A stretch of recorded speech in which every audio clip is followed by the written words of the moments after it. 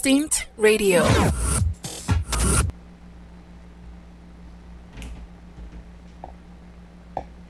everybody, this is your girl Nina Bill, and we are Success TV here on Instinct Radio. Today we're going to be talking about violence in our communities, violence against one another, and police violence against ourselves. I would like to introduce my co-host, Miss Kayl, who is with me, looking beautiful as ever. How are you, Thank you. darling? I'm fine. What about you? I'm doing good. I'm doing good. I cannot complain. Awesome.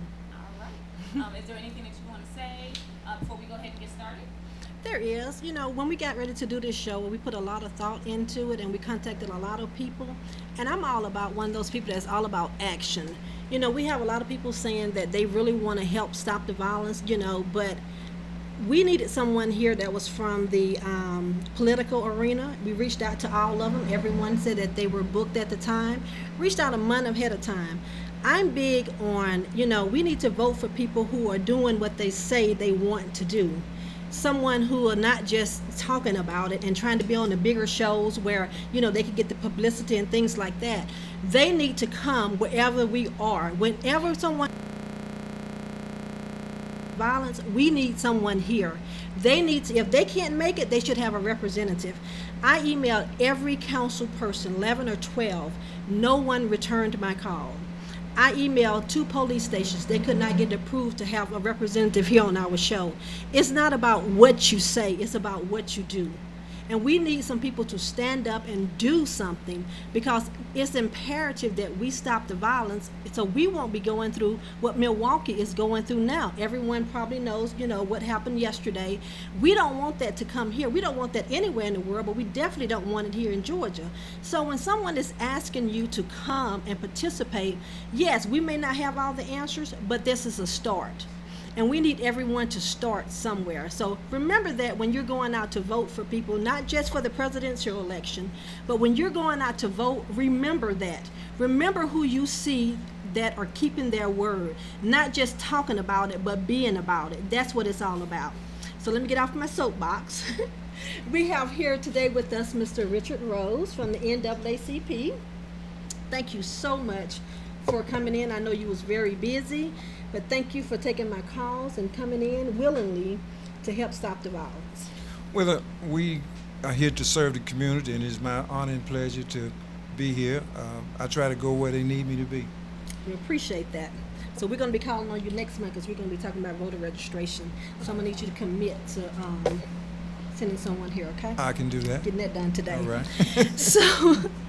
So we're going to ask you a couple of questions to see what can we do, because when we leave away from here today, we want to make sure that we're giving our listeners an action plan, something they can do individually themselves to help stop the violence, because it's something that we can all do. It may not be something big, maybe something small, but it's something that we can all do to help stop the violence.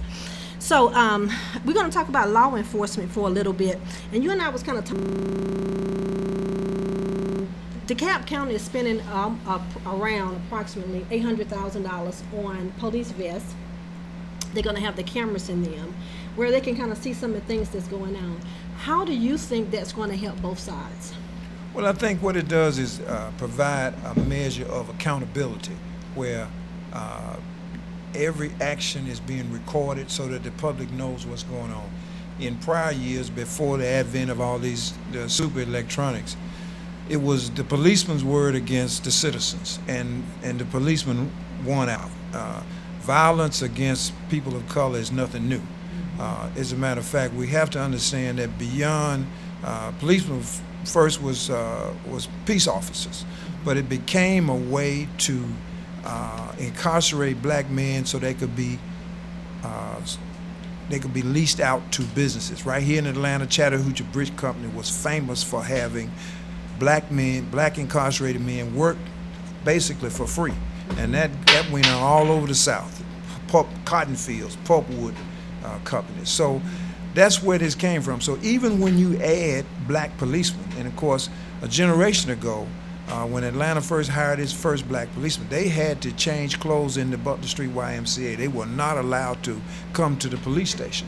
So all of these mindsets are old.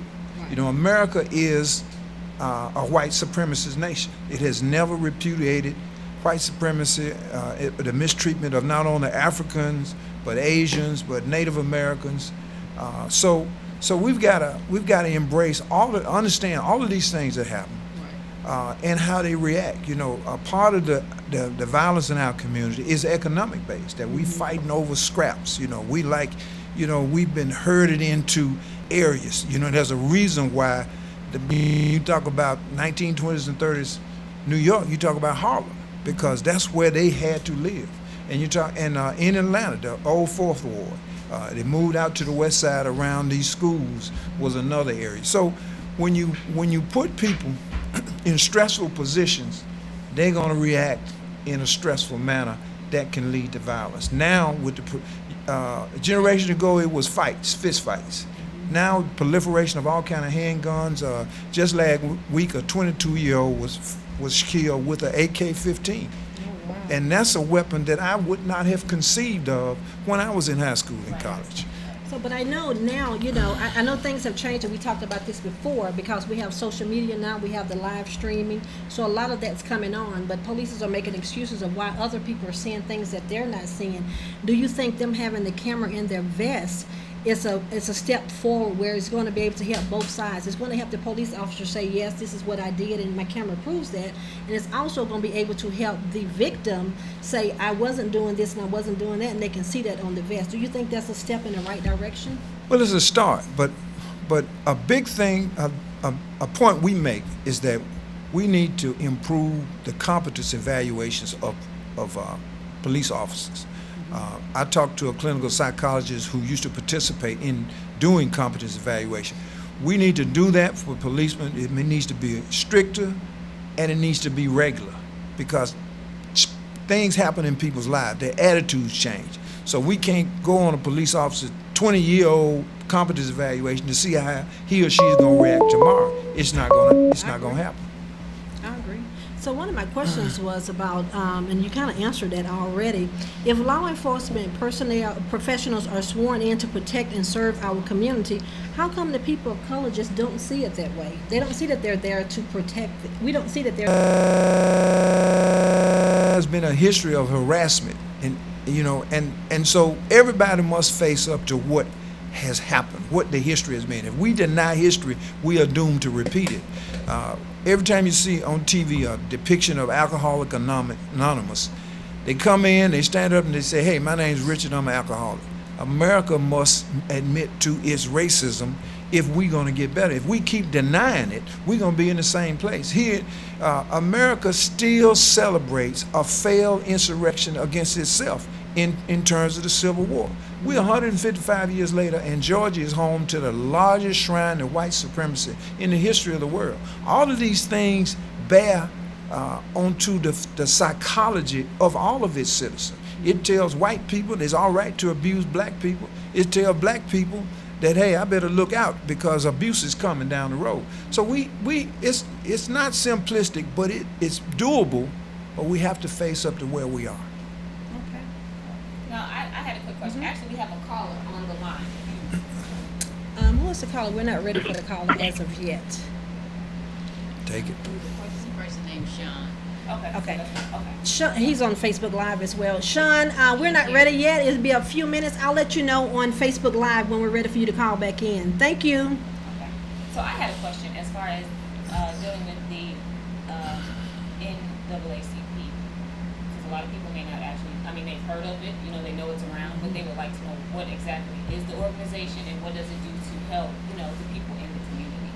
NAACP was founded 107 years ago. One of its core founders was right here in Atlanta as the Dean of Social Work at the University, W.E.B. Du Bois.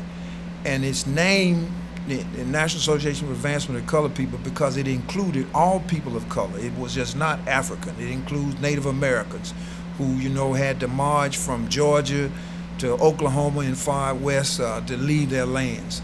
So it started as a meeting in Niagara in 1895, but it didn't get established till 1909. And the four principles were education, equal justice, voter registration, and economic opportunity.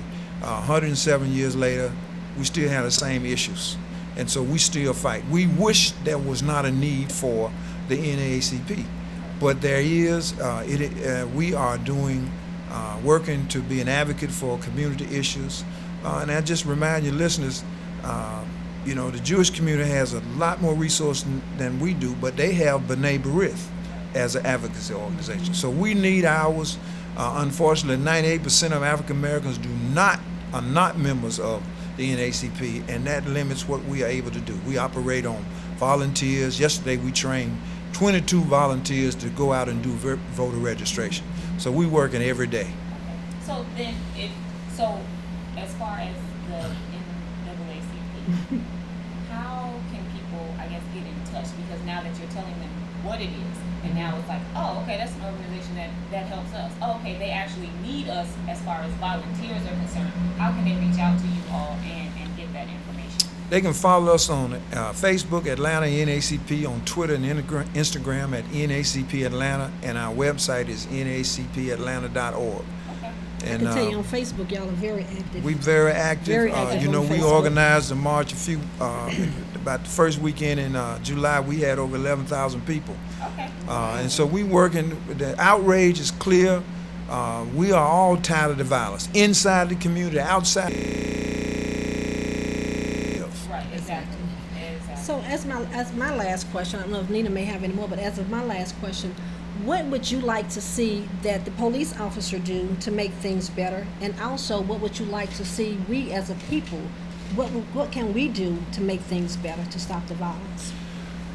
We need to stop with our code of silence about the crime that's going in our community. The police officers? No, the people. Okay, the community. We need to do that. Mm-hmm. We as a people need to, and the police officers need to do the same thing. They need to break the code of silence because they know who the bigots are. I had a meeting with the Fulton County Police Chief a few weeks ago, and I told him that if anybody used the N word, the W word, the F word, the S word, they immediately should give up their badge and gun. They can get another job, but if they have demonstrated a bias against any segment of the community, they should not have the power of life and death at their fingertips.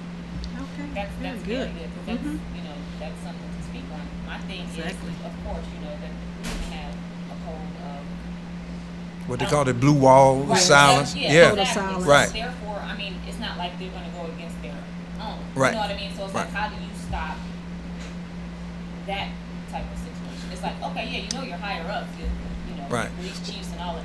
Well, they Aren't got- they the ones that's kind of like, okay, well, They can put in. the situation? They can put in whistleblower type regulations and standards and protections against policemen who see other policemen doing wrong. We have to come together and understand that there's work to be done on all sides. We can't keep pointing fingers because the fingers turn into guns, and we still have violence. I think on any job you have ethical people who will do things that are unethical, on every job that you're on. I don't necessarily think that the police department themselves are saying that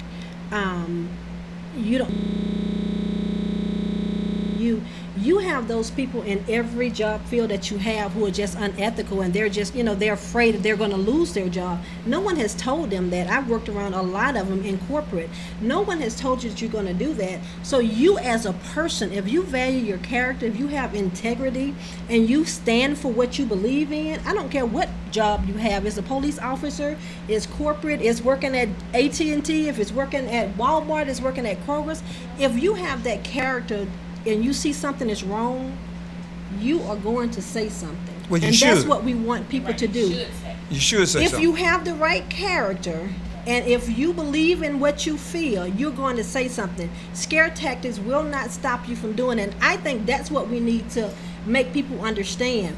They can't hide because they haven't come forth and said, this blue wall or whatever, this code of silence is stopping me from saying something. No, it's because you're stopping yourself. There are people that can protect them if they say what's going on. They can stop it themselves if they have the right character, if they have the integrity. And that's what we need to make sure they have when we're hiring them, when they're doing those tests that you're saying for the police officer, not 20 years down the road, but maybe once a year or once every 6 months they need to be doing that. I agree. Well, there are no perfect employees, no Exactly. perfect citizens.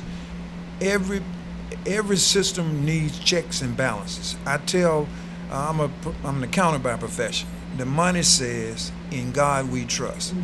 Everybody else got to be held accountable, and they have to have the mechanism to hold them accountable. Exactly. I agree, 100%. You have any other questions for Mr. Rose? I actually do not. I really appreciate you coming on. It's been my pleasure. Invite me back, I'll come back. Don't worry, we'll be inviting you back next month. Don't worry. Most definitely. I sent emails and I called. Yes, I will. You have Because my we need number. to. We want to use our platform for something good, something to change, make changes in the world in a positive way. So these are the important. Need help from our, people that's up there, so they'll know, we're real and we're serious about what we're doing here. Right. Well, We need to be about it, not just talk about it. Exactly. I agree, and it is deplorable that you couldn't get politicians to come on. I was talking to a young lady who's a local politician, and I told her that our first wave of black politicians came out of the civil rights movement, so it had a different attitude about it. It was about service. Now we got this class of politicians, and it's all about them. But they understand that I'm very upset with them, and I'm very disappointed that they're not on here, because I sent emails to each one to let them know, because it is important that we have them standing side by side with us when we're trying to do something like Your this. people, Yes. Yeah, the people in the community want to hear from you. They're Yeah. putting you in office, so they want to hear, okay, what is this person about? So for you to not want to show up after the fact, it's like. And don't get me wrong, I understand that so many people are contacting them, but they're not the only ones in their office. They have representatives that they can send in their proxy, right?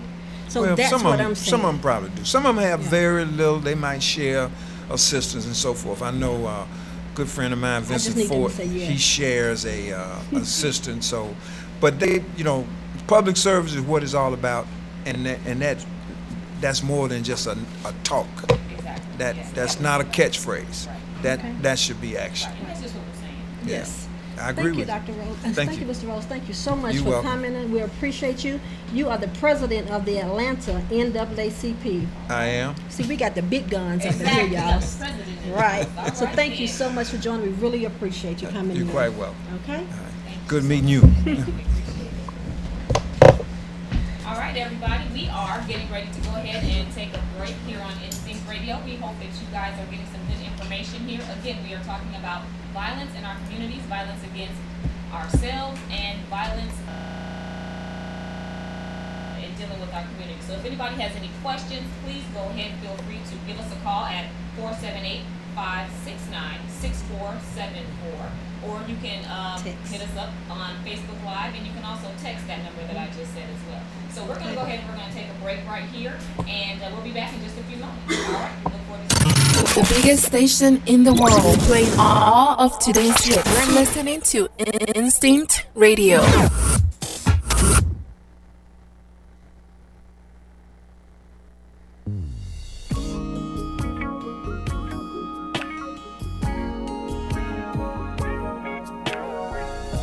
I thought I really knew what I was here to do, but the road that I chose had no consent from you. I tried to hide from your will, knowing what you had in store for me.